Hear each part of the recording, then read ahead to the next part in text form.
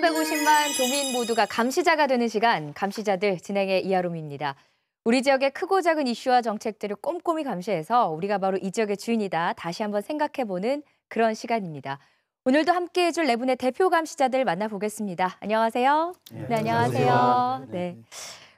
오늘 김지수 의원께서 의회 일정으로 부득이하게 함께하지 못하셨습니다. 대신에 새로운 얼굴이 이 자리를 채워주셨는데요. 새롭지만 조금 낯이 있기도 합니다. 네. 경남도의회 정의당 여영국 의원입니다. 안녕하세요. 네, 반갑습니다. 네. 잘 봐주십시오. 네. 여영국 의원께서 패널로 참여하신 건 처음이지만 청년조례 대표 발의 의원으로 활동을 해주셨어요. 지난주에 통과가 됐죠? 일단 원안 통과는 안 되고 이제 수정되어서 통과되었습니다. 상당히 좀 아쉬움은 있지만 그래도 없던 조례가 제정됐다는 데 큰 좀 의미가 있고요. 특히 이제 그 조례 내용에 청년센터 건립 운영이 들어가 있습니다. 네. 그래서 청년들이 자기 문제를 함께 모여서 고민하고 또 여러 가지 정보를 함께 공유하고 그러면서 자기들의 문제를 좀 스스로 해결할 수 있는 그런 좀 독립적인 공간이 되겠죠. 그래서 좀 센터가 좀 제 기능을 할 수 있도록 좀 행정에서 특별하게 좀 배려를 해주십사 하는 이런 좀 생각을 가지고 있습니다. 저희 감시자들도 계속해서 이 청년 조례를 근거로 어떤 정책들이 나오는지 지켜보겠지만 의원님께서도 계속 감시해 주시기를 부탁드리겠습니다. 네. 감시자들 첫 번째 순서로 넘어가겠습니다. 도민의 관심 속에서 이어지고 있는 거리의 무법자 난폭버스 추격입니다.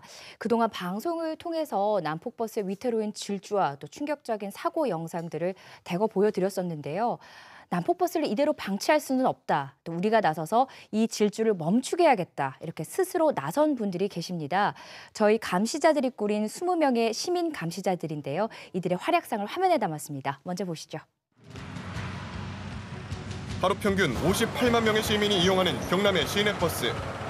무엇보다 안전해야 할 대중교통이 도로 위에 무법자가 된 지 오래. 아찔한 고개 운전을 이어가며 승객들의 생명마저 위협하고 있는 시내버스 난폭운전. 고질적 병폐인 경남 시내버스의 실태를 집중 감시합니다.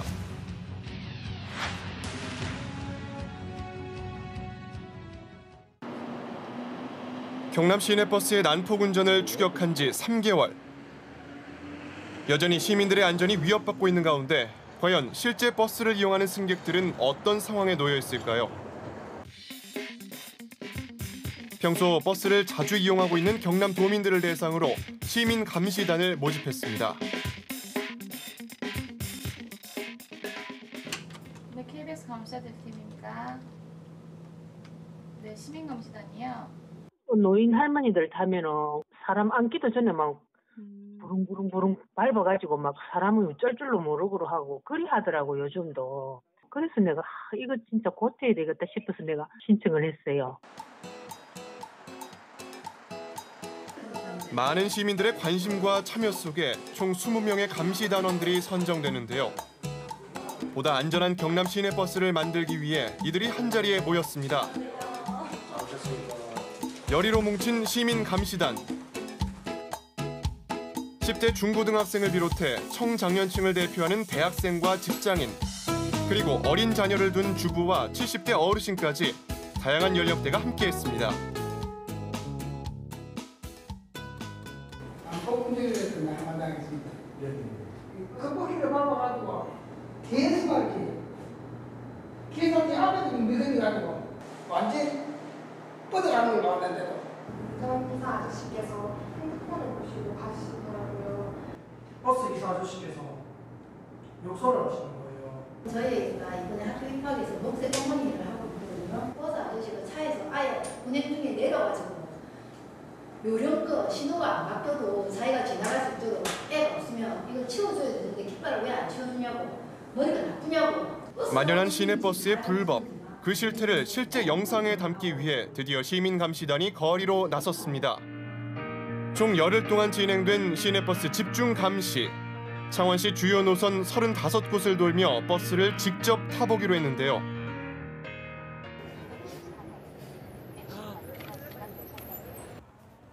매일 버스로 통학하는 대학생 최성환 군. 등굣길 버스 운행 실태를 감시해봅니다.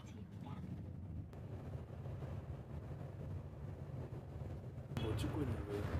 아, 네, 좀 전에 그 버스가 앞쪽 문을 열고 주행하는 장면이 있어서 그 장면을 촬영하고 있습니다. 성환군이 직접 찍은 영상에는 앞문을 열고 주행하는 모습이 고스란히 담겼습니다. 이 같은 상황은 감시단 활동을 하는 동안 계속해서 발생했는데요.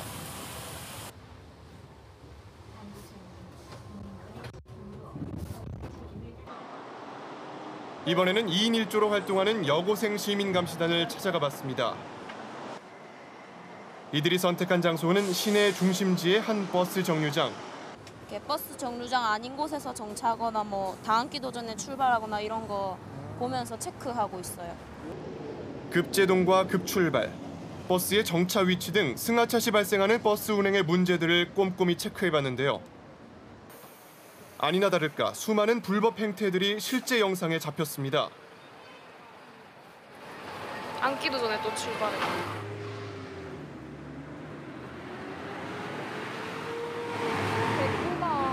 문을 안 닫고 운전하신다. 불과 1시간 남짓 시내버스 승하차 운행 실태를 지켜본 두 사람. 과연 결과는 어땠을까요? 승강장에 정차한 버스는 총 78대. 대부분의 버스들이 승객들이 앉기도 전에 출발했습니다.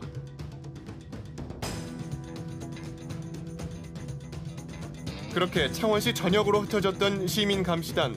과연 어떤 불편들을 카메라에 담았을까요? 잠시 후면 도착하는 103번 버스를 타고 시민 감시단 활동을 시작하겠습니다. 감시단이 활동했던 영상에는 버스들의 난폭 운행이 속속들이 포착됐습니다. 출발과 동시에 신호 위반을 하는 시내버스.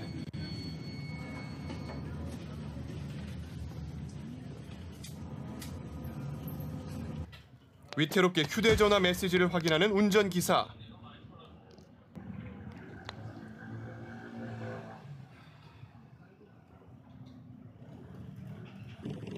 승객들이 지켜보건 말건 수십 분이나 전화 통화를 하기도 합니다. 기사들의 불친절도 빠지지 않는 상황.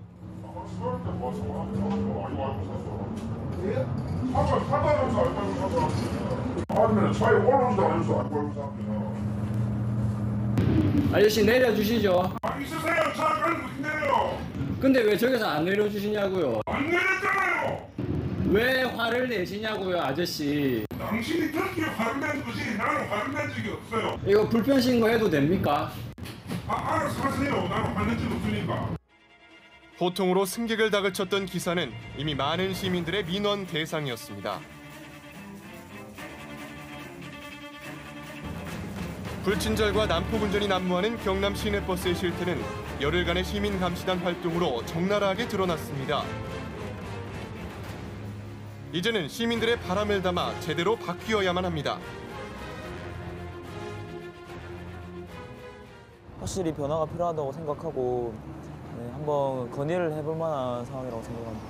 조금만 더 배려해 주시고 생각해 주셔가지고 그런 인식이 조금 바뀌어서 좀 더 안전한 버스를 타고 다녔으면 좋겠습니다. 시민 감시단들의 활약상을 봤는데요. 정말 감시를 잘하네요. 그렇죠. 우선 그게 저는 가장 놀랍고 네. 그다음에 놀라운 건 저희가 이때까지 본 영상이 막 큰 사고 영상이었다면 이렇게 뭐 신호 위반이라던가 그죠? 개문발차라던가 이런 거는 아주 비일비재한 일이구나 이런 생각이 드네요. 그러니까 58만 명 정도가 버스를 이용한다는데 네. 많은 분들이 아침에 버스를 타고 출근하시고 또 버스를 타고 다시 귀가하시고 하루에 출발과 마무리를 이제 버스로 하는데 이런 난폭 운전과 이런 버스를 타고 다닌다면 도민들이나 시민들이 얼마나 또 위험하고 또 짜증나는 스트레스 나는 하루가 시작되는 것이니까 그런 것들 좀 빨리 없어야 될 것 같아요. 여영욱 의원께서는 어떠세요? 버스를 종종 타시나요? 아니요, 가끔씩 이제 멀리 좀 나갈 때 마산을 네. 나간다는 일인데 타는데요. 버스 탔을 때뿐만 아니고 이 자가용 운전자들한테도 상당히 위협적으로 때로 좀 다가옵니다. 이게 이제 버스 가다가 좀 안전 운행을 하면은 뭐 다 예측이 가능한데 가다가 갑자기 서는 경우도 있고요. 맞아요. 갑자기 차선 변경할 때도 서는 경우도 있고 자선 변경 그다음에 지정된 그 정차하는 곳에 서야 되는데 그냥 주행 차선에 세워가지고 막 손님 태우고 가는 뭐 이런 경우도 다 있거든요. 그런데 진짜 좀 아찔아찔할 때도 있고요. 또 이게 이제 신호 위반 같은 경우에 이제 신호 대기하고 있다가 이게 저 같은 경우는 버스 뒤에 가리니까 앞에 이 뭐죠 이거 저 신호등이 잘 안 보이지 네. 않습니까? 버스 가니까 그냥 같이 따라가다가 보면은 이 빨간불이에요. 그런 경우 있어요. 네, 그런 네. 경우도 그러니까 있고. 당연히 그 올바른 신호를 가겠지 생각을 했는데 같이 어쩔 수 없이 이렇게 되는. 그런데 이 문제를 그냥 기사분들께서 난폭운전하는 거야 이렇게 그냥 치부할 수는 없을 것 같습니다. 어떤 근본적인 문제를 해결을 해야겠죠. 우선 이제 뭐 제가 창원에 사니까 창원의 경우를 보면 노선이 네. 크게 두 가지로 구분됩니다. 하나는 소위 적자 노선, 지선이 있고요. 하나는 이제 흑자 노선, 이제 돈이 되는 노선이죠. 수익 노선. 네, 수익 노선이죠. 지금 문제가 생기는 것은 대부분 수익 노선에서 발생을 합니다. 네. 이게 이제 적자 노선 같은 경우에는 이게 딱 정해져 있어요. 버스가 정해져 있고 뭐 이렇게 하니까 굳이 경쟁을 할 이유가 없는 거죠. 그래서 이 사실상 이제 제가 표를 하나 만들어 봤는데요. 여기 버스 정류장에서 사람들이 기다리고 있단 말이죠. 네. 그럼 여러 버스 회사들이 물론 시간대는 다 다릅니다. 이 손님들을 먼저 태워야 돈이 되는 거죠. 뭐 쉽게 이야기하면 100m 달리기를 하는데 앞에 돈을 군데군데 놔놓고 먼저 뛰는 사람이 그 돈을 줍는 뭐 이런 경쟁 달리기 하는 것과 똑같네요. 뭐 비교하자면 다를 바가 없다. 좀 이런 말씀을 들을 수 있을 것 같고요. 뭐 그러다 보니까 이제 여러 가지 문제가 생기는 거죠. 그러면 기사들이 이렇게 안 하면 될 거 아니냐 이렇게 말씀할 수 있지 않습니까? 그런데 이제 기사들이 이제 차고에 들어왔을 때 좀 수익금을 적게 가져오는 기사는 다른 차로 하는데 이제 다른 전용 기사가 아니고 이 차 몰았다가 저 차 몰았다가 뭐 이렇게 이제 하기도 하는 거죠. 이렇게 해서 이제 좀 어떻게 보면 좀 불이익 비슷한 이런 걸 주니까 기사들로서는 어쩔 수 없는 막 그런 좀 환경이 아닌가. 그래서 구조적인 문제다. 그림을 보면서 설명을 들으니까 쏙쏙 이해가 됩니다. 계속해서 저희 감시자들은 우리가 미처 알지 못했던 버스에 관련된 진실들을 하나하나 파헤쳐 나갈 계획인데요. 계속해서 여러분의 많은 기대와 또 제보, 참여 기다리고 있겠습니다. 다음 감시 리스트로 넘어가 보겠습니다. 이번에는요, 아이들의 밥 이야기입니다. 최근 몇 년간 경상남도를 들었다 놨다 했던 최대 이슈, 단연 아이들의 급식 문제였죠. 이 무상급식 중단 사태의 시발점이었던 학교 급식 비리 문제, 최근 경찰이 도내 학교 급식 비리 최종 수사 결과를 발표를 했는데요. 이 결과를 놓고도 여전히 논란은 계속되고 있습니다. 그래서 저희가 오늘 제대로 감시해 보겠습니다. 감시 리스트 두 번째 주제는 도내 학교 급식 비리의 진실입니다. 제 옆에 앉은 두 분 오늘 정말 잘 모셨습니다. 네, 한 분은요 그 학교 급식 비리 최전방 공격수 계시고요. 또 한 분은 최고의 수비수였는데요. 우선 그 경찰의 최종 수사 결과가 어떻게 나왔는지부터 짚어봐야겠습니다. 네, 경남지방경찰청 지능범죄수사대가 지난 18일에 최종 수사 결과를 발표했죠. 47개 식자재 납품업체하고 1개 학교를 적발했는데요. 네. 비리에 관련된 학교 급식 규모는 모두 한 2,100억 원대에 달했고요. 마산 지역의 급식업체 대표 A씨를 구속하고 27명을 불구속 입건했는데요. 구속된 급식업체 대표는 이제 경남에 이제 학교 한 450여 곳에 납품을 했는데 최대 규모라고 볼 수 있죠. 비리 내용 구체적으로 어떤 거였나요? 학교 급식 입찰 과정에서 식자재 납품을 독점하려는 업체들의 그 조직적인 입찰 방해 혐의가 이제 주된 내용인데요. 네. 입찰 방해로 부당 이득을 취한 것이 한 2,165억 원 정도 되고요. 38개 급식 업체가 적발이 됐습니다. 이외에도 뭐 업무상 횡령이라든가 사문서 위조, 또 친환경 농산물 인증 허위 표시, 뭐 식품위생법 위반 등 다양한 유형의 이제 비리가 드러났습니다. 그런데 지금 설명해 주신 것처럼 입찰 방해가 가장 많은 건데 이거부터 좀 짚고 넘어갈까요? 학교 급식은 입찰이 어떤 식으로 진행이 되나요? 예, 지금 학교 입찰 비리는 방식 자체가 조금 문제가 있는 것도 사실입니다. 네.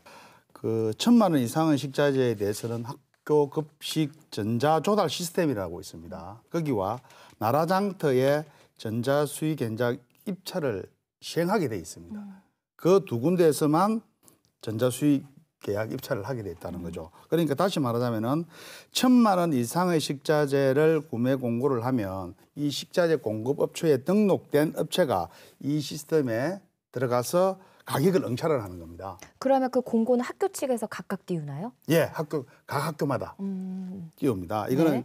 경남도 교육청에서 전체적으로 띄우는 것이고 학교마다 네. 다 띄우는 겁니다. 그래서 이제 낙찰 하한율 이상의 가격을 제시한 업체를 최종 공급업체로 이제 선정하는 그런 시스템이다 보니까 뭐 시스템 자체를 응찰을 많이 하면 낙찰 확률이 높다는 거죠. 이런 업체들이 이번에 많이 발견이 돼 가지고 뭐 유령 업체를 만들어서 응찰을 해서 뭐 배 컴퍼니를 설립해서 응찰하는 겁니다. 이 부분이 지금 뭐 앞으로 제도 개선을 좀 해야 되지 않겠나 하는 생각도 해봅니다. 그럼 한 업주가 페이퍼 컴퍼니를 만들어서 네. 그 입찰에 이 가격도 써내고 이 가격도 써내면서 여러 번 응찰을 해서 확률을 높이는 거군요. 그렇죠. 그러니까 사실상 실소유자가 같은 업체들끼리 입찰을 하는 것인데요. 뭐 경쟁 입찰의 의미가 없는 거죠. 소수의 업체들끼리 독점과 담합을 하게 되는 거죠. 이 급식 비리는 거의 모든 학교에서 다 발생하고 있다는 것은 다 압니다. 네. 다 아는데 제가 오늘 이 사진을 한번 보여드리겠습니다. 이 유령회차 회사입니다. 이 회사를 이렇게 차려놓고 이게서 무슨 급식을 만들어내는 회사라고 그랬습니까? 이런 게 지금 페이퍼 컴퍼니인 건가요? 유령 업체를 만들어 놓고 이렇게 컨테이너만 갖다 놓고 회사를 등록하고 납품을 하는 회사는 따로 있다는 거죠. 그 공장은 이제 한 공장을 쓰는 거죠. 그렇죠. 5개 업체의 시설은 하지 않고 한 공장만 시설을 하는 겁니다. 해놓고 이렇게 유령회사를 차려놓고 그 업체에서 전부 다 나가는 겁니다. 근데 정말 소문은 무성했잖아요. 네. 급식 비리가 있을 것이다. 근데 이게 총체적으로 드러난 것 같아서 정말 참 뭐라 말해야 될지 모를 정도로 씁쓸하다 그런 생각이 드네요. 네. 우리 그 전영기 의원님 이제 급식 특위 활동하시면서 이제 많은 사실 고생도 하시고 함께 참여했던 분들도 뭐 새벽에나 잠복까지 하시고 많은 고생을 하셨고 좀 전에 말씀하신 이제 업체들의 이런 담합 문제 네. 이런 걸 사실상 그러면 학교 현장에서 교육청에서 이걸 잡아낼 수 있느냐?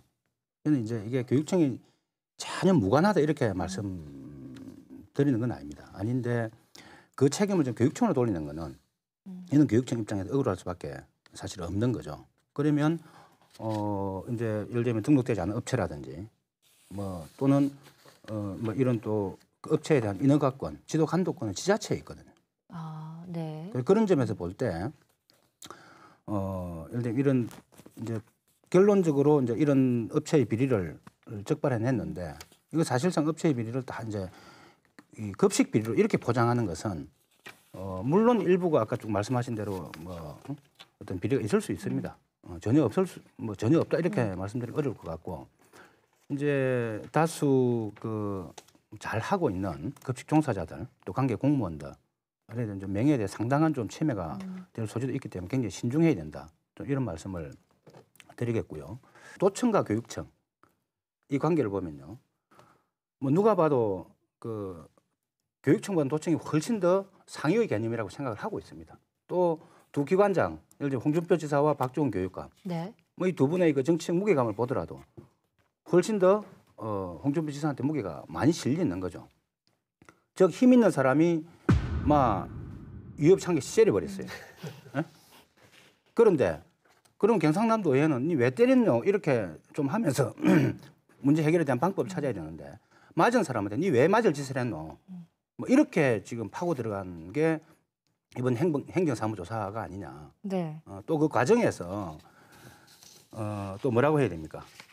이제 도청의 전문 감사 인력이 파견됐단 말이죠. 이거는 있을 수가 없는 일입니다. 경상남도 의회에서 독립성을 가지고 이게 이제 행정사무조사를 해야 되는데 전문 인력을 보조 인력을 때린 사람 측으로부터 지원을 받아서 한다는 거 이건 누가 봐도 객관성이나 정당성을 상실할 수밖에 없는 거죠. 네. 이런 전반적인 것들이 결국 많은 고생을 했습니다만은 또 의미 있는 결과도 나왔습니다만 그 정당성을 좀 상실하는 막 그런 과정이었다 이렇게 좀 평가할 수 있을 것 같습니다. 네. 우리 뭐 도청 직원이 감시반에 들어가서 보조를 했다. 예. 그 부분에 대해서 말씀하시는 것 같은데 우리 이영국 의원님 잘 아시다시피 의회 직원이 각 상임위에 보면 4명 내지 5명입니다. 주 공무원들이 4명이고 여직원이 하나 보조를 하고 있고 5명 정도인데 사실 우리 의원들이 나가서 행동을 하고 뭐 조사를 하기 위해서 저희들만 가지고는 사실 사무나 업무 보기가 어렵습니다. 보조를 해줘야 될 직원이 있어야 되는 것은 사실입니다. 아마 그 부분은 인정하실 거예요. 우리도 또 의회에 약 100여 명 가까운 직원들이 와 있다시피 그러면 그 상임위별로 한두 명씩 빼면 의회 사무 기구가 안 돌아갑니다. 그리고 의회 직원이 나가서 위원들이 나가서 하기 위해서는 사무 보조가 필요하다고 하는 건 다 인식을 하기 때문에 그 부분을 우리 의회에서 발령을 받아서 지사가 결국은 인사권은 있는 겁니다. 우리 의회 인사권이 있는 게 아닙니다. 그럼 받아서 또 전문성 있는 사람이 또 같이 나가줘야 그 일의 효율성도 있는 거거든요. 그래서 우리 영국 이야기한 의원님이 말씀하시는 내용은 조금 억지다. 왜? 자기가 급식 비리나 이런 부분이 깨끗했으면 이런 이야기 할 필요도 없는 겁니다. 이런 문제를 제기할 필요도 없는 거죠. 그다음에 우리 영국 의원이 또 이야기하시는 부분이 있죠. 경찰 조사하고 좀 차이가 난다.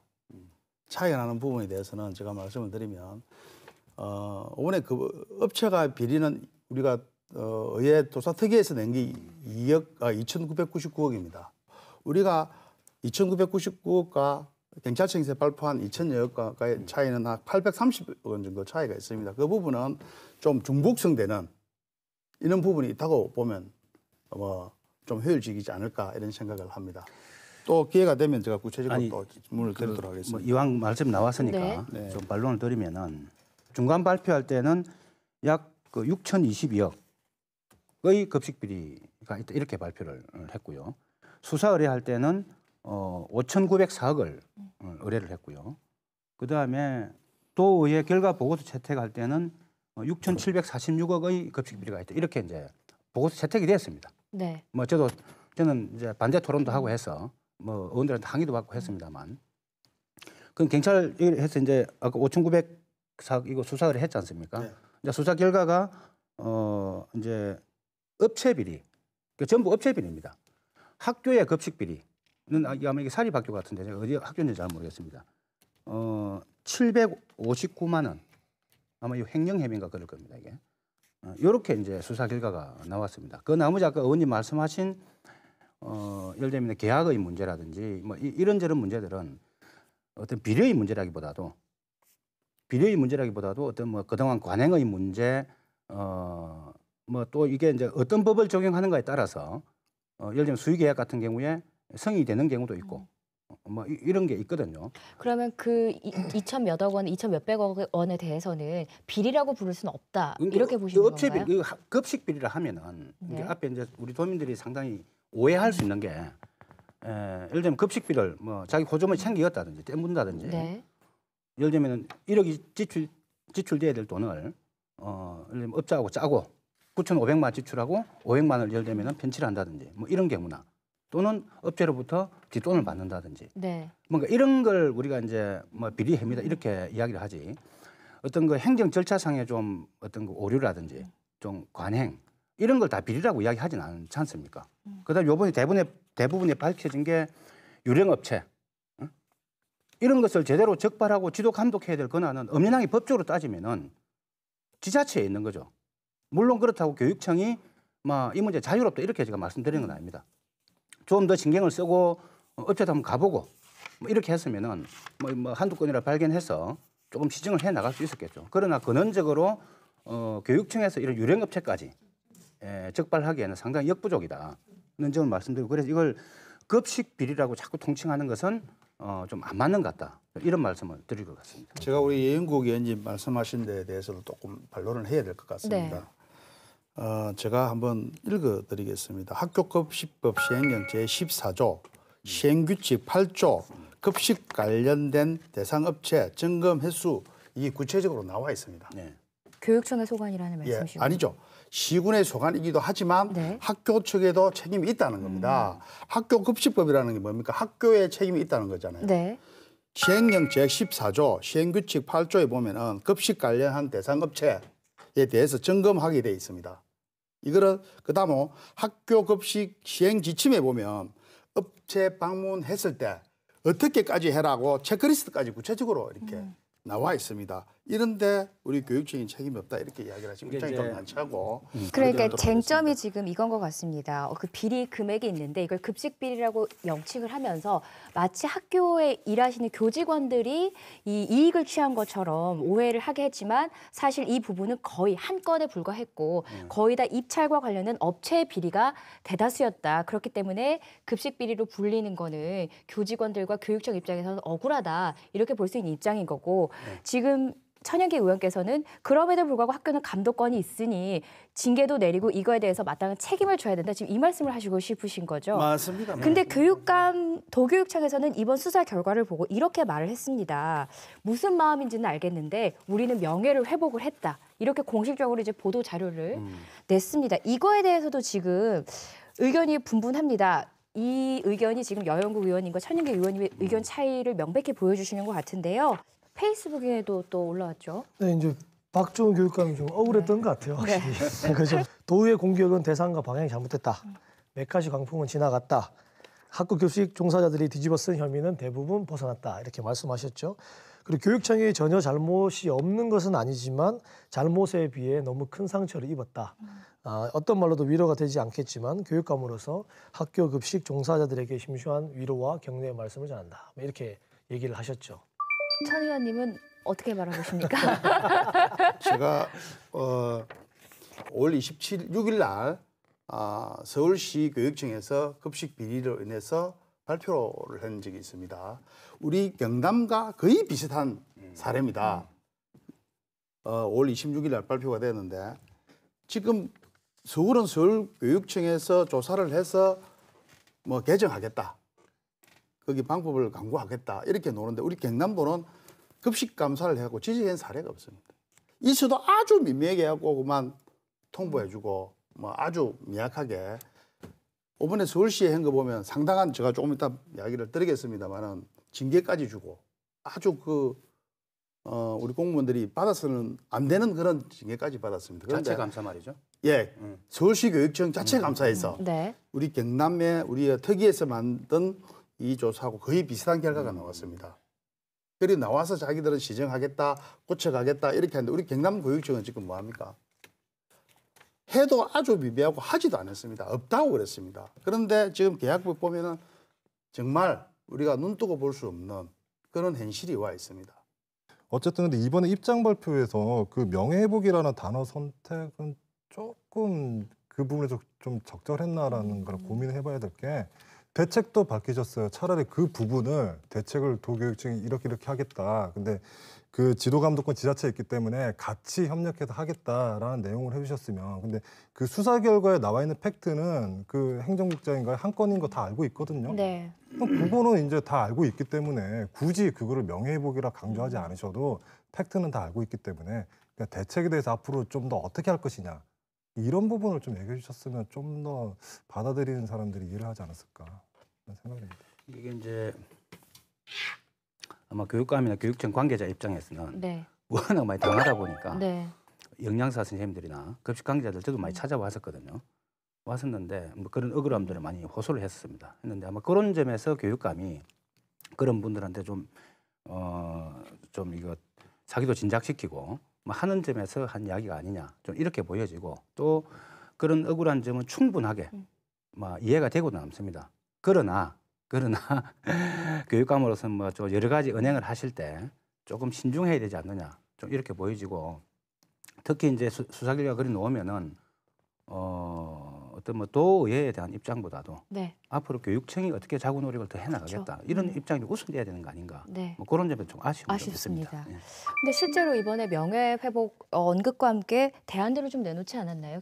경남형 학교급식을 조기에 정착시키도록 노력하겠다고 밝혔고요. 네. 입찰 방해가 이제 재발되지 않도록 관계기관과 정보를 공유하고 제도 개선을 좀 제안을 하겠다. 또 유기적인 협조 체계를 구축해 나가겠다고 밝혔는데요. 6월 중에는 이제 학교급식 납품업체들에 대한 청렴개혁 연수를 실시한다든가 네. 또 입찰담화 방지 연구회 같은 그런 TF팀을 운영해서 담합이 의심되는 업체는 고발 조치할 계획이라고 밝혔습니다. 네. 또 공통적으로 사령탑이 있어야 될 것 같아요. 지금 이원화돼 가지고요. 도의회에서는 도의원 얘기하고 교육청에서 교육청 얘기하고 상호 엇갈리니까 도의회에서는 의견을 견제하고 감시하는 게 분명히 일인데 또 흠집 낸다고 하시고 도교육청은 당연히 억울할 수도 있지만 급식이 또 한 군데 발견됐고 또 2천억 규모의 또 입찰 공개 입찰 방해한 것들이 또 나왔지 않습니까? 고스란히 피해 입는 건 학생이거든요. 네. 그 급식비를 위해서 밥을 먹는 학생이고 학부형이고요. 그리고 급식 관계자 아무런 존재 아까 메커니시즘이라는데 그런 것들 또 낙인이 찍힐 수가 있거든요. 그런 것들 전반적으로 다 생각하셔가지고 매뉴얼 처음부터 좀 만들었으면 좋겠어요. 네, 이게 더 이상 뭐 정치적인 싸움이 아니라 이제 뭐 무상급식도 재개가 됐고요. 또 급식비리 수사도 마무리가 됐으니까 교육청과 도의회 또 도가 만나서 공개 토론회도 열고 정말 학생들을 위한 그런 방안을 모색해 주셨으면 얼마나 좋을까 그런 바람을 가져보겠습니다. 지난 몇 년간 급식 문제를 둘러싼 여러 공방으로 아이들은 물론이고요. 도민들도 정말 많이 지쳤습니다. 이제는 더 이상 우리 아이들의 밥이 정치 싸움의 밑밥이 되는 그런 일은 없어야 될 것 같습니다. 건강하고 정상적인 학교 급식이 자리 잡는 그날까지 감시자들도 감시의 끈을 놓지 않겠습니다.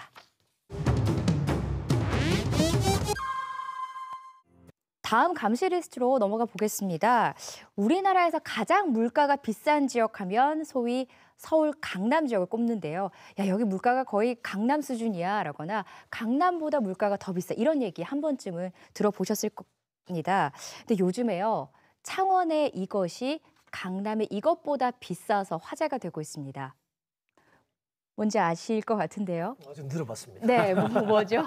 쓰레기 봉투 가격. 네, 그렇습니다. 쓰레기 봉투 가격인데요. 그래서 준비한 감시자들 마지막 리스트는 비싸도 너무 비싼 창원시 생활요금입니다. 창원시가요, 쓰레기 봉투값뿐만 아니라 상수도 요금, 도시가스 요금도 상대적으로 비싼 편이라고 합니다. 정말 그런지 오늘 하나하나 짚어보도록 하겠습니다. 먼저 이 사실 확인부터 해볼게요. 비싸다는 게 사실입니까, 기자님? 네, 사실입니다. 얼마나 비싼가요? 그러니까 20리터 종량제 봉투가 이제 보통 물가 기준이 좀 지표로 삼을 수도 있기도 한데요. 20리터 기준으로 봤을 때 강남구가 370원이고요. 창원이 700원으로 2배 가까이 비싼데요. 전국 평균이 456원이에요. 서울 평균은 435원이고요. 경남 평균이 468원이니까 경남이 서울보다 조금 더 비싸죠. 근데 창원과 강남구를 비교해 봤을 때는 거의 2배 가까이 월등히 비싼 편이죠. 창원시 봉투 가격이 비싼 이유는 쓰레기 전체 처리 비용이 많이 들어서 주민들이 부담하는 가격도 높아지는 건지 아니면 전체 처리 비용 중에서 지자체가 내는 돈은 적은 건지 그러니까 이게 어떤 걸까요? 조금 복잡하긴 하는데요. 네. 창원시 경우에는 실제로 그 쓰레기를 전부 소각 처리하기 때문에 서울시 같은 경우 아까 강남구가 싼데 서울 같은 경우는 매립장이 있어요, 인근에. 그래서 이게 처리를 할 때 몇 번을 청소차가 돌 것이냐, 그리고 인구 밀도가 좀 이렇게 조밀하고 빽빽할수록 처리 비용이 상대적으로 덜 나가는 측면이 있죠. 해소를 그만큼 많이 할 수 있으니까요. 그다음에 차에 담겨지는 쓰레기 양을 가득 채워서 가느냐, 가득 채우지 못하고 여러 번 가느냐, 당연히 운반 비용이 발생을 하니까요. 그러니까 창원시 같은 경우에는 이제 좀 봉투 가격을 좀 상대적으로 처리 비용이 높기 때문에 그 봉투 가격을 높게 책정한 건 사실인데요. 그런데 그렇다고 해서 주민 부담률이 또 높은 건 아니거든요. 그러니까 실제로 창원은 서울시보다 주민 부담률이 낮은데요. 봉투값은 비싸게 지불하고 부담은 좀 적게 한다는 것이죠. 오, 그렇군요. 이게 근데 좀 어렵네요, 이 이야기가. 그러니까 주민 부담률이라는 게 예를 들면 일반 쓰레기 20리터를 처리하려면 운반비도 들죠, 뭐 처리비도 들죠, 봉투 제작도 해야 되죠, 그죠? 이런 비용을 따져서 뭐 예를 들어서 뭐 1,000원이 든다고 치면 네. 봉투 가격이 이제 800원이면 우리 주민 부담률은 80% 되는 거죠. 이제 봉투 가격에 되는 거고 나머지는 20%를 지자체가 부담하는 것이죠. 주민 부담 80%를 문다는 건데, 근데 주민 부담률이 낮다라고 얘기하면 반대로 지자체 부담률이 높다는 소리잖아요. 그러면 이제 마찬가지로 지자체 재정도 다 우리 창원 시민이 세금이 내는 건데 창원 시금은 이제 세금은 세금대로 내고 봉투값은 봉투값대로 비싸고 이렇게 되는 거니까. 2014년도에 봉투값을 올린 거죠? 올렸죠. 네. 그 전에 2014년도에는 480원이었거든요. 이거를 700원으로 대폭 인상했으니까 무려 320원을 올렸죠. 근데 주민 부담률은 여전히 제자리였고요. 판매 수익이 오히려 감소를 했어요.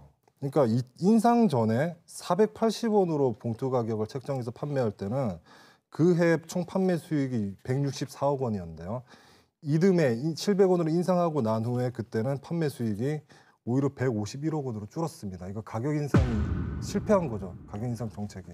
근데 봉투값이 올라서 아무리 절약을 한다고 해도 기존 쓰던 양이 있는데 봉투값이 2배 가까이 올랐는데 판매액이 줄었다는 것 자체가 그럼 쓰레기 양이 그만큼 많이 줄었다는 건가요? 이해가 잘 안 되거든요. 그거는 이제 긍정적으로 생각하면 가격이 올랐으니까 쓰레기 배출량을 분리수거를 철저히 한다든가 네. 시민들이 모두 힘을 합쳐서 뭐 이렇게 배출량을 줄였을 수가 있는 거고요. 아니면 최단 압축을 해서 뭐 버렸다거나 그럴 수가 있는 거고요. 음성적으로 보면은 이 몰래 버리고 불법 투기한다든가 소각 불에 태운다든가 이런 게 음성적으로 늘었을 가능성도 있죠. 그렇죠. 반대로 쓰레기 종량제 봉투를 사용하지 않고 다른 그냥 일반 비닐봉지를 사용해서 불법 투기를 했을 경우도 생기는 거죠. 원인을 하나로 딱 하기는 좀. 네. 예를 들면 쓰레기 봉투 가격을 올리고 한 이후에 판매량이 줄었다. 왜? 불법 투기가 늘었다. 이렇게 연결시켜서 근데 그렇게는 좀 너무 무리가 좀 있는 것 같고요. 가격 저항이 큰 건 맞죠. 480원에서 700원 인상하니까 시민들은 가격 체감이 크죠. 그 당시 제가 기억이 나는 게 그 딱 올릴 때 한 달 뒤에 종량제 봉투 오른대 그래서 그렇게 집집마다 사재기를 했었습니다. 왜냐면 이게 체감이 480원에서 700원이면 엄청 크거든요. 사실 집에서는. 특히 아롬 씨도 주부네요. 아니 사러 왔는데 안 팔더라고요. 다 타가셔가지고 그것도 이웃들이. 이유가 될 수 있어요. 왜냐하면 2014년도에 미리 사놓은 금액이 있기 때문에 상대적으로 2014년도에 비해서 판매금이 더 클 수도 있는 거죠. 그래서 최근 이런 논란이 계속돼서 창원시가 이제 쓰레기 봉투값을 인하하겠다 이런 논의를 시작했다는 얘기가 들리네요. 네, 그 안상수 창원시장이 직접 지시를 했었어요. 그 간부 회의에서 쓰레기 봉투값을 인하를 좀 하자라고 지시를 했는데. 그러니까 지금 청소 행정 시스템에 문제가 없는지 좀 비효율적인 부분은 없는지 좀 점검을 하라고 이렇게 얘기를 했고요. 좀 쓰레기 처리 효율성을 높이고 처리 비용을 절감할 수 있는 방안을 마련하라고 했는데 이거는 이제 봉투값 인상에 기대해서 해결할 것이 아니라 처리 비용을 좀 줄이도록 하자. 근데 이 쓰레기 봉투값이 이슈가 된 게 지난 총선 때였죠. 노회찬 의원이 창원시 쓰레기 봉투값이 너무 비싸다. 이래서 생활요금 인하를 공약으로 내세웠습니다. 그때부터 창원 시민들도 우리가 이렇게 비싼 거였어? 이렇게 알게 된 것 같아요. 뭐 제가 이제 선거 캠프에 있었기 때문에 너무 잘 아는데 이게 사실 뭐 뒤에 나오는 가스 요금이나 수돗물이나 또 어떻게 보면 쓰레기 봉투까지 사실 공공재거든요. 공공재지 않습니까 이게 이제 사는 지역에 따라서 어디에 살면 싸게 가격을 내고 어디에 살면 비싸게 내고 이거는 우리 정서상 이런 차별 대우는 받아들일 수가 없는 거죠. 어떤 방식이든지 이것은 뭔가 좀 기준을 통일할 필요가 있겠다. 우리가 세금을 적게 내는 것도 아니고 강남보다 우리가 왜 2배 이상 비싸게 내야 되느냐. 이게 시민들 용납이 안 되지 않습니까?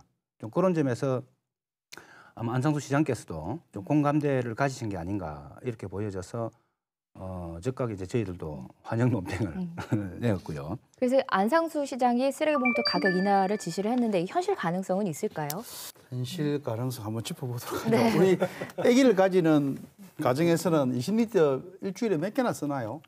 많이 쓰죠. 저는 그 일주일까지로는 아마 한 달 단위로 생각해 보면 거의 뭐 한 10여 개가 넘죠. 한 달에. 저는 2014년에 이 쓰레기 봉투값 오를 때 저희 아이들이 돌도 안 됐을 때인데 이제 쌍둥이가 기저귀를 처리를 하면 저희는 20리터짜리를 하루에 거의 2장씩 쓴 것 같아요. 한 달이면 거의 60장 거의 이렇게 정말로 썼거든요. 저는 쓰레기 봉투를 안 들고 다녀봐서 몰라서 집사람한테 물어봤어요. 물어보니까 일주일에 20리터짜리를 많이 쓰면 2장, 크라나면 1장 이렇게 쓴다고 그러더라고요. 우리는 이제 좀 애들이 다 크고 해서 그런지 몰라도. 그래서 과연 이 가격을 내려서 창원시가 재정 부담하는 것은 쓰레기 종량제 지지에 맞는지 이거부터 봐야 됩니다. 쓰레기 종량제 지지 자체가 이게 아니었거든요. 그래서 아무쪼록 우리 그 창원시 청소 재정을 전반적으로 한번 검토를 해야 될 것 같고요. 그다음에 무조건적으로 가격 인하보다는 좀 합리적으로 예산을 편성을 하고 우리 좋은 안을 내놓는 게 좋은 방법이지 무조건 비싸다 내리라 이거는 좋은 행정이 아닌 것 같고 또 쓰레기 종량제 지지에 또 맞지 않는다. 저는 이렇게 봅니다. 시간이 갈수록 쓰레기 봉투 가격은 아마 계속 인상되는 추세는 맞는데 다만 말씀하셨지만 상대적인 거거든요. 이 물가라는 거는 물론 쓰레기 봉투 가격이 싸다고 해서 당장 살림에 영향이 있는 건 아니지만 비싸다고 해서 당장 영향이 있는 건 아니지만 물가는 연동이 돼요. 그 품목만 볼 게 아니라 물가는 각 품목마다 서로 영향을 준단 말이에요. 그리고 지역적인 차별도 있는 거고요. 또 그런 부분을 고려할 때 행정에서 좀 묘를 발휘해서 좀 처리 비용을 좀 획기적으로 내지는 좀 그러니까 투명하게 좀 분석을 해봐야 되겠죠. 이번에는요, 이어서 상수도 요금 얘기를 해볼게요. 상수도도 역시 창원시가 다른 지자체에서 비싸다 이런 얘기가 나오고 있는데 비싼 편인가요? 비싸죠. 네. 이거 지금 비교를 해보면요. 네. 자꾸 서울하고 비교를 하는데요. 서울보다 비싸니까. 서울이 300, 이건 이제 1000리터당이죠. 네. 기준 단위가 1000리터당 360원이고요. 네. 창원이 650원입니다. 상수도 요금이요. 네. 하수도 단가는 서울이 300원이고 창원이 370원입니다. 네. 그래서 4인 가구 한 달 기준으로 똑같이 물을 쓴다고 봤을 때 창원이 서울보다 한 달에 월에는 약 6,900원 정도 상하수도 요금을 많이 내고 있고요. 연 따지면은 약 83,000원 정도 많이 내고 있고 차이가 많이 납니다. 창원시만 이렇게 비싼 이유가 뭔가요? 창원시 상수도 사업소에서 나온 주요 추진 시책을 보면요. 공기업 역량 강화로 경영 효율성 제고라는 게 있습니다. 그래서 여기에 이제 핵심이 이 상수도 요금을 인상해서 독립채산제 원칙을 적용을 해가지고 비용의 수혜자 최대 부담을 주자 이겁니다. 창원시 상수도 사업소 수입에서 사용료 수익, 즉 우리 시민들이 내는 사용료 수익이 차지하는 비중이 92.8%입니다. 엄청난 거죠. 저는 이렇게 가다가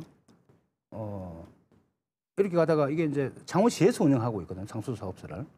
이래도 혹시 이거 뭐 민간 기업으로 전환하자 이야기 나오지 않을지 이게 상당히 좀 우려가 됩니다. 저는 그런 점에서 이게 이 정책만큼은 좀 공공재의만큼 반드시 좀 변화가 돼야 된다는 생각을 갖고 있습니다. 네. 경남이 이 관로죠. 물이 흐르는 길이죠. 관로 노후화로 인해서 수돗물 누수가 심각하다고 하죠. 창원시를 예를 들면요. 누수로 인한 피해 규모가 전국 지자체 단체 중 가장 높습니다. 그러니까 최고액 268억 9,200만 원입니다. 그러니까 268억이 이제 물값으로 줄줄 새는 거죠. 이런 것들도 심각한 문제이기 때문에 한 요인으로도 받아들일 수 있죠. 이게 좀 방안을 마련해야 될 것 같아요. 이 정부에서 상수도 사업 재정 적자를 우려해서 꾸준히 상수도 요금 현실화를 촉구하고 있습니다. 사실은 페널티도 그걸 알아야 합니다. 그래서 이 정부 공관을 미달할 시에는 교부금을 좀 삭감시키는 이런 어떤 페널티를 지금 정부에 주고 있습니다. 오를 수밖에 없겠네요. 오를 수밖에 없는 지금 구조가 되어 있고요. 네. 문제는 지금 아까 정부 방침 쪽 말씀하셨는데 이 공공성이 굉장히 높은 이런 가격에까지 자꾸 효율성의 잣대만 갖다 댄다는 거죠. 효율성의 비용의 잣대만 갖다 대니까 이게 가격을 자꾸 올려갈 수밖에 없는 거죠. 저도 이런 부분은 좀 최대한 시민 부담을 줄이고 국가나 지자체가 최대한 책임을 더 높일 수 있도록 이렇게 하는 게 맞다 보이죠. 그래야 운영하는 기관에서도 예를 들어 상수도 사업소나 이런 데서도 어떻게 하면 비용을 더 줄일 수 있을지 좀 더 책임 있게 방안을 강구하지 않겠느냐 이렇게 보여지고요. 수도 요금을 지역마다 틀릴 수밖에 없는 요인이 있습니다. 있죠. 이 창원은 어떤 물을 먹느냐, 낙동강 물을 먹느냐, 진주 난강 물을 먹느냐 이런 차이가 있습니다. 그래서 진주에는 금액이 싼 거는 진주 난강 물을 먹습니다. 가까우면은 생산 효과나 그의 비용이 적게 들어가기 때문에 그다음에 통영은 진주 난강 물을 먹습니다. 그래서 진주에서 땡겨 간다는 거죠. 그렇기 때문에 통영은 물값이 비쌀 수밖에 없는 요인. 제가 볼 때는 창원의 약 3배 정도 가까이 된다. 그걸 왜 저는 통영 시민들이 다 부담을 져야 되는지 그건 저는 잘못됐다고 생각하거든요. 똑같은 나라에 살면서 물가 옆에 사는 사람은 굉장히 싸게 먹고 좀 떨어져 있는 사람은 비싸게 먹고 이건 안 맞다는 거죠. 또 물의 질도 있습니다. 그렇죠. 진주 난강물이 굉장히 좋습니다. 좋은 아주 좋고 여기 낙동강물도 좋지만 정수를 하고 하기 때문에 진주 난강물보다는 좀 못하다 이런 생각을 합니다. 저는 오늘 이 논의가 정말 마음에 드는 게 비싸도 왜 비싼지는 알면 좀 속 시원하고 그렇죠. 네. 납득이 되잖아요. 근데 이렇게 설명을 들으니까 아 이래서 비쌀 수밖에 없고 이래서 좀 이렇게 책정이 된 거고 정책은 이렇구나 이런 생각이 드네요. 도시가스 요금 마지막으로 살펴볼게요. 창원시 도시가스 요금도 비쌉니까? 그리고 도시가스 요금은 네. 이제 그 경남도에서 결정을 사실 합니다. 또 서울하고 비교를 하는데요. 창원이 서울보다 연간 46,000원 정도 비쌉니다. 비싸고요. 네. 이게 하나 예를 들면은 왜 우리 이사 가면은 또 새로 식당 같은 거 개업하면은 왜 그 가스레인지 도시가스 연결하지 않습니까? 그거까지 이제 진입시키내고 그 공사하는데 서울은 0원입니다. 창원은 17,000원 내고 있습니다. 17,000원이 뭐냐면은 기술료. 이게 연결하는 기술료하고 그다음에 출장비 뭐 이런 거죠. 이 부분은 좀 의아하네요. 네. 이것만 좀 들어줘도 네. 예를 들면 자영업을 새로 시작하시는 분들라든지 좀 많이 줄어들죠. 계산을 해보면 한 달에 뭐 쓰레기 봉투, 상수도 요금, 도시가스, 지금 창원시 주소 있는 분이 저랑 김용훈 기자님이랑 아 저희는 그렇게 내고 있군요. 예. 아유, 그렇다면 이 도시가스 요금은 뭐 어떻게 좀 줄일 방법이 있을까요?